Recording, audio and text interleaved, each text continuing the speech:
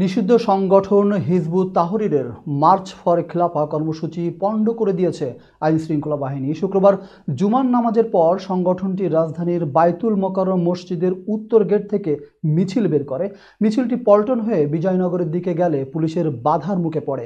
প্রথমে প্রায় 15 মিনিট নির্বিঘ্নে মিছিল করলেও পরে পুলিশ টিয়ারশেল, সাউন্ড গ্রেনেড ও লাঠিচার্জ করলে কর্মীরা ছত্রভঙ্গ হয়ে যায়। কিছুক্ষণ পর তারা আবারও একত্রিত হয়ে মিছিল চালানোর চেষ্টা করলে পুলিশ আবারও কয়েক রাউন্ড টিয়ারশেল নিক্ষেপ করে।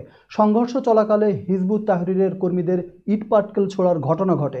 পুলিশ কয়েকজনকে আটক করেছে। দুপুর 2টা 25 মিনিট পর্যন্ত পল্টন এলাকায় উভয় পক্ষ মুখোমুখি অবস্থানে ছিল।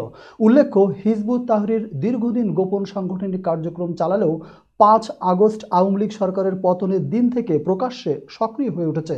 সম্প্রতি তারা ঢাকায় মিছিল ও গোলটেবিল বৈঠক করেছে এবং চট্টগ্রামেও বিভিন্ন কর্মসূচি পালন করেছে।